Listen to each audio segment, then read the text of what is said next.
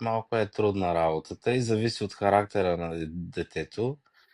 А, за мен е кощунство да дете на 12-13 години да има някаква социална мрежа, защото там има всякакви хора.